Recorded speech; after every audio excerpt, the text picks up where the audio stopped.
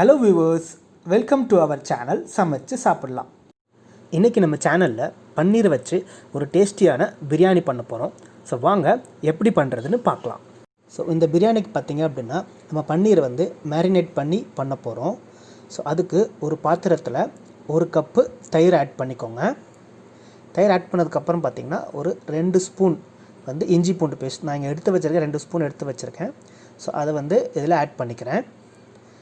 இஞ்சி பூண்டு ஆட் பண்ணதுக்கப்புறம் பார்த்திங்க அப்படின்னா பிரியாணி மசாலா இங்கே 2 ஸ்பூன் எடுத்து வச்சுருக்கேன். ஸோ அதையும் இந்த தயிரோடு ஆட் பண்ணிக்கலாம். ஸோ அதில் கொஞ்சமாக எடுத்து வச்சுருங்க பிரியாணி மசாலாவில். ஸோ நெக்ஸ்ட்டு ஒரு 2 table spoon red chilli powder. So அது எடுத்து வச்சுருக்கேன். அதுலேயும் கொஞ்சமாக எடுத்து வச்சுருங்க. அதாவது பிரியாணி மசாலா சில்லி பவுடர் ரெண்டுமே 1.5 ஸ்பூன் இதில் ஆட் பண்ணிக்கோங்க. ஸோ ஒரு 1/2 ஸ்பூன் மிச்சம் எடுத்து வச்சுக்கலாம். சில்லி பவுடர் ஆட் பண்ணதுக்கப்புறம் பார்த்திங்கன்னா கொஞ்சமாக இதுக்கு தேவையான அளவு உப்பு ஆட் பண்ணிவிட்டு நல்லா இந்த மசாலா தயிர் எல்லாமே மிக்ஸ் ஆகிற அளவுக்கு நல்லா அதை ஒரு ஸ்பூனை வச்சு நல்லா கிளறி விடுங்க. ஸோ இது பன்னீர் நம்ம மேரினேட் பண்ணும்போது உங்களுக்கு சாப்பிடும்போது நல்ல டேஸ்ட்டாக இருக்கும். ஸோ அதனால தான் ஃபஸ்ட்டே மேரினேட் பண்ணிவிட்டு அப்புறம் பிரியாணி செய்யும்போது இந்த மசாலா அந்த இதில் ஆட் பண்ணிவிட்டு நம்ம செஞ்சோம்னா உங்களுக்கு ரொம்ப டேஸ்ட்டாக இருக்கும் உங்களுக்கு. ஸோ இப்போ இதை வச்சு நல்லா மிக்ஸ் பண்ணி விடுங்க. அந்த மசாலா தயிர் எல்லாமே நல்லா மிக்ஸ் ஆகட்டும். மிக்ஸ் ஆனதுக்கப்புறம் பார்த்திங்க அப்படின்னா நான் ஒரு 200 கிராம் பன்னீர் எடுத்து வச்சுருக்கேன். அதை கொஞ்சம் சின்ன பீஸாக கட் பண்ணி இதில் ஆட் பண்ணிக்கோங்க. ஸோ ஆட் பண்ணிவிட்டு அந்த மசாலாவும் அந்த பன்னீரும் நல்லா மிக்ஸ் ஆகிற அளவுக்கு நல்லா ஃபுல்லாக கோட்டாகிற அளவுக்கு நல்லா மிக்ஸ் பண்ணி விடுங்க. மிக்ஸ் பண்ணிவிட்டு இதை ஒரு 30 நிமிஷம் அப்படியே ஊற வைக்க போகிறோம். ஸோ இது மேலே ஒரு தட்டை வச்சு மூடிட்டு ஒரு 30 நிமிஷம் கழித்து நம்ம பிரியாணி செய்ய ஆரம்பிச்சிடலாம். ஸோ இந்த பன்னீர் ஊற வைக்கும் போதே பார்த்திங்கன்னா ரைஸும் ஊற வச்சுக்கலாம். நான் 2 டம்ளர் பாஸ்மதி ரைஸ் ஊற வச்சுருக்கேன். ஸோ நீங்கள் எந்த ரைஸில் வேணால் நீங்கள் இந்த பிரியாணி பண்ணிக்கலாம். ஸோ பன்னீர் ஊற வச்சு ஒரு 30 நிமிஷம் ஆன பிறகு ஸ்டவ்வில் குக்கர் வச்சுக்கோங்க. குக்கர் வச்சுட்டு அதில் கொஞ்சமாக ஆயில் சேர்த்துக்கலாம். ஸோ ஆயில் கொஞ்சம் சூடாகட்டும். ஸோ ஆயில் நல்லா சூடானதுக்கப்புறமா ஒரு பிரியாணி இலை, ஒரு ஸ்டார் அன்னாச்சி பூ, 2 பட்டை, ஒரு 3-4 கிராம்பு இதை அந்த ஆயிலில் போட்டு கொஞ்சமாக லைட்டாக ஃப்ரை பண்ணிக்கலாம். ஸோ அது கொஞ்சம் நல்லா ஃப்ரை ஆனதுக்கப்புறமா பார்த்திங்க அப்படின்னா ஒரு 4 மீடியம் சைஸ் பெரிய வெங்காயம் நீட்டு வாக்கில் கட் பண்ணி வச்சுருக்கேன். ஸோ அந்த வெங்காயத்தை அந்த எண்ணெயில் போட்டு நல்லா ஃப்ரை பண்ணணும். ஸோ இது நல்லா டார்க் ப்ரௌன் வர்ற வரைக்கும் நம்ம இதை ஃப்ரை பண்ணி எடுத்துக்கலாம். ஸோ பார்த்திங்கன்னா வெங்காயம் நல்லா ப்ரௌன் கலரில் வதங்கிடுச்சு. ஸோ இந்த அளவுக்கு நல்லா வதக்கி எடுத்துக்கோங்க. ஸோ அப்போ தான் உங்களுக்கு பிரியாணி ரொம்ப டேஸ்ட்டாக இருக்கும்.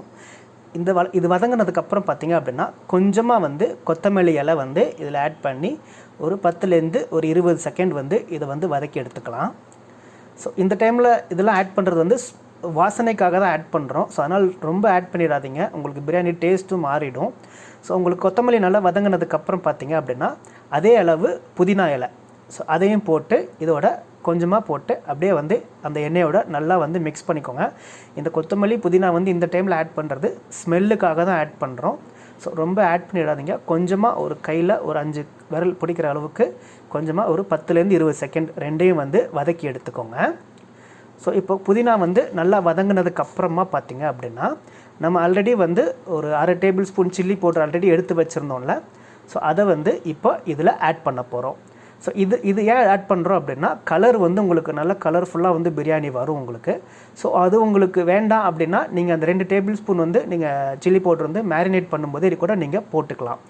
ஸோ இது நல்லா கலர்ஃபுல்லாக வருன்றதுக்காக நான் இந்த டைமில் ஒரு மிச்சம் ஒரு 1/2 டேபிள் ஸ்பூன் எடுத்து வச்சுருந்த சில்லி பவுடரை இதில் ஆட் பண்ணி ஒரு 10லேருந்து ஒரு 20 செகண்ட் அகைன் அது நல்லா வதக்கி எடுத்துக்கலாம். ஸோ சில்லி பவுடர் நல்லா வதங்கினதுக்கப்புறம் பார்த்திங்க அப்படின்னா ஒரு 2 மீடியம் சைஸ் தக்காளி பொடியாக நடுக்கி வச்சுருக்கேன். ஸோ அதை இது ஆயிலில் போட்டு நல்லா தக்காளி நல்லா குழையிற அளவுக்கு இப்போ வதக்கி எடுத்துக்க போகிறோம். ஸோ இப்போ பார்த்திங்கன்னா தக்காளி நல்லா வதங்கிடுச்சு. ஸோ இந்த அளவுக்கு நல்லா குழைய வதங்கினதுக்கப்புறமா பார்த்திங்க அப்படின்னா நம்ம ஊற வச்சுருக்கிற அந்த மசாலா பன்னீர் ஆட் பண்ணி வச்சுருந்தோம்ல அதை இதில் ஆட் பண்ணிக்கோங்க. ஸோ இதில் ஆட் பண்ணிவிட்டு மெதுவாக அந்த ஆயிலோட இந்த மசாலா நல்லா மிக்ஸ் ஆகிற அளவுக்கு மெதுவாக மிக்ஸ் பண்ணி விடுங்க. ரொம்ப ஃபாஸ்ட்டாக மிக்ஸ் பண்ணிங்கன்னா பன்னீர் உடஞ்சிரும். ஏன்னா பன்னீர் சாஃப்டாக இருக்கிறதால டக்குன்னு வந்து உடஞ்சிரும் உங்களுக்கு. அதனால் அந்த ஆயிலும் அந்த மசாலா நல்லா மிக்ஸ் ஆகிற அளவுக்கு மெதுவாக வந்து அது கூட வந்து மிக்ஸ் பண்ணிக்கலாம். ஸோ மிக்ஸ் பண்ணதுக்கப்புறம் பார்த்திங்க அப்படின்னா இதுக்கு தேவையான உப்பு வந்து கொஞ்சமாக ஆட் பண்ணிக்கலாம்.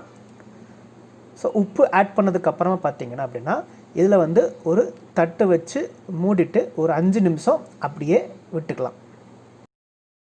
ஸோ பார்த்திங்கன்னா ஒரு 5 நிமிஷம் ஆகிடுச்சு. நம்ம தட்டு ஓப்பன் பண்ணி பார்க்கலாம். ஸோ பார்த்திங்கன்னா லைட்டாக வந்து அந்த மசாலா வந்து கொதி வந்துட்டுருக்கு.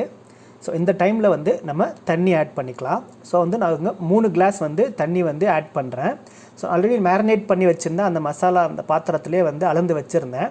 ஸோ நான் 2 டம்ளர் வந்து அரிசி வந்து போட போகிறேன் இதில். அதுக்கு வந்து 3 டம்ளர் வந்து தண்ணி ஆட் பண்ண போகிறோம். ஸோ 1 டம்ளர் அரிசினா 1.5 டம்ளர் வந்து தண்ணி அந்த ரேஷியோவில் வந்து இதில் ஆட் பண்ணிக்கோங்க. ஸோ தண்ணி ஆட் பண்ணிவிட்டு நல்லா வந்து மிக்ஸ் பண்ணி விடுங்க. அந்த மசாலாவும் இந்த தண்ணியும் வந்து நல்லா வந்து மிக்ஸ் ஆகிற அளவுக்கு மிக்ஸ் பண்ணிவிட்டு ஸோ இது மேலே வந்து குக்கரை வந்து மூடி வந்து லைட்டாக மேலே மூடிட்டு ஒரு கொதி வர்ற வரைக்கும் வெயிட் பண்ணலாம். ஸோ பார்த்திங்கன்னா கொதி வர சவுண்டு நல்லா கேட்குது. ஸோ ஓப்பன் பண்ணி பார்க்கலாம். ஸோ பார்த்திங்கன்னா மசாலா வந்து நல்லா கொதிக்குது. ஸோ இந்த டைமில் ஒரு தடவை உப்பு செக் பண்ணிக்கோங்க. ஸோ ஆல்ரெடி நான் உப்பு பார்த்துட்டேன், கரெக்டாக இருக்குது எனக்கு. உங்களுக்கு பத்தலைன்னா இந்த டைமில் உப்பு போட்டு வந்து நல்லா கிளறி விட்டுக்கோங்க. ஸோ அதுக்கப்புறம் பார்த்திங்கன்னா நம்ம ஊற வச்சுருக்கிற ரைஸ் வந்து இதில் ஆட் பண்ணிக்கலாம். நான் வந்து 2 கிளாஸ் வந்து பாஸ்மதி ரைஸ் வந்து ஊற வச்சுருந்தேன். ஸோ அதை வந்து இப்போ இதில் வந்து ஆட் பண்ணுறேன். ஸோ ஆட் பண்ணிவிட்டு நல்லா மெதுவாக வந்து இந்த ரைஸையும் இந்த மசாலாவையும் நல்லா மிக்ஸ் பண்ணணும். ஸோ ஃபாஸ்ட்டாக மிக்ஸ் பண்ணிடாதீங்க. ஸோ நல்லா மெதுவாக மிக்ஸ் பண்ணுங்கள். ஃபாஸ்ட்டாக மிக்ஸ் பண்ணிங்கன்னா ரைஸும் உடஞ்சிரும்.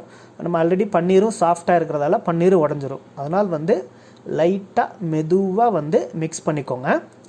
ஸோ மிக்ஸ் பண்ணதுக்கப்புறமா பார்த்திங்க அப்படின்னா நம்ம ஆல்ரெடி வந்து ஒரு 1/2 ஸ்பூன் வந்து பிரியாணி மசாலா வந்து எடுத்து வச்சுருந்தோம்ல, அதை வந்து இந்த ஸ்டேஜில் வந்து ஆட் பண்ணுறோம். ஏன் இந்த ஸ்டேஜில் ஆட் பண்ணுறோன்னா ஸோ வீடே வந்து நல்லா ஸ்மெல் வரும். இந்த டைமில் ஆட் பண்ணி நீங்கள் செஞ்சு பாருங்கள். கண்டிப்பாக வீடு வந்து நல்லா ஸ்மெல் வரும் உங்களுக்கு பிரியாணிலேருந்து. ஸோ அதுக்காக தான் நான் இந்த 1/2 ஸ்பூன் வந்து எடுத்து வச்சுருந்தேன். ஸோ இப்போ நல்லா பிரியாணி மசாலா ஆட் பண்ணதுக்கப்புறமா நல்லா கொஞ்சம் இன்னொரு தடவை அந்த மசாலா வந்து பிரியாணி மசாலா வந்து அந்த கிரேவியோடு நல்லா மிக்ஸ் ஆகிற அளவுக்கு நல்லா கிளறி விடுங்க. ஸோ இதுலேருந்து நல்லா ஒரு கொதி வரட்டும். கொதி வர்ற வரைக்கும் நம்ம வெயிட் பண்ணலாம். ஸோ இப்போ பார்த்திங்கன்னா இப்போ நல்லா கொதி வருது. ஸோ அரிசியும் தண்ணியும் ஒரே லெவலில் வந்திருக்கு பார்த்திங்களா. ஸோ இந்த டைமில் வந்து நம்ம இதை மூடி போட்டு மூட போகிறோம். மூடிட்டு இது மேலே ஒரு விசில் வச்சுட்டு ஒரு விசில் வந்து வச்சு வந்து குக்கர் ஆஃப் பண்ணிக்கலாம். ஸோ நல்லா ஞாபகம் வச்சுக்கோங்க, இது வந்து அரிசியும் அந்த தண்ணியும் அந்த லெவல் வந்ததுக்கப்புறம் தான் நம்ம வந்து மூடிட்டு ஒரு விசில் வச்சு நம்ம ஆஃப் பண்ணி எடுத்துக்கலாம். ஸோ பார்த்திங்கன்னா ஒரு விசில் வந்து ஸ்டவ் ஆஃப் பண்ணிவிட்டு குக்கர்லேருந்து நல்லா ப்ரெஷர் போனதுக்கப்புறமா ஓப்பன் பண்ணியிருக்கோம். ஸோ பார்த்திங்கன்னா பிரியாணி நல்லா வந்திருக்கு குழையாமல். ஸோ அரிசியும் வந்து உடையலை. ஸோ பார்த்திங்கன்னா அடி பிடிக்காமல் நல்லா வந்திருக்கு. ஸோ லைட்டாக கிளறி விடுங்க. ஃபாஸ்ட்டாக கிளறிங்கன்னா அரிசி உடஞ்சிரும். ஸோ அவ்வளோதாங்க. இந்த சூடான பன்னீர் பிரியாணியை தயிர் பச்சடியோடு வச்சு சாப்பிடுங்க. ரொம்பவும் டேஸ்ட்டாக இருக்கும். உங்களுக்கு இந்த டிஷ் பிடிச்சிருந்துச்சுன்னா வீட்டில் ட்ரை பண்ணுங்கள். ட்ரை பண்ணிவிட்டு உங்கள் சஜஷன்ஸை கமெண்ட்ஸில் சொல்லுங்கள். அப்படியே உங்கள் ஃப்ரெண்ட்ஸ் அண்ட் ரிலேட்டிவ்ஸ் கூட இந்த வீடியோவை ஷேர் பண்ணுங்கள். மறக்காமல் நம்ம சேனலை சப்ஸ்கிரைப் பண்ணிக்கோங்க. அப்படியே பெல் ஐக்கானையும் ப்ரெஸ் பண்ணிவிடுங்க. நெக்ஸ்ட் வீடியோவில் பார்க்கலாம். பாய் பாய்.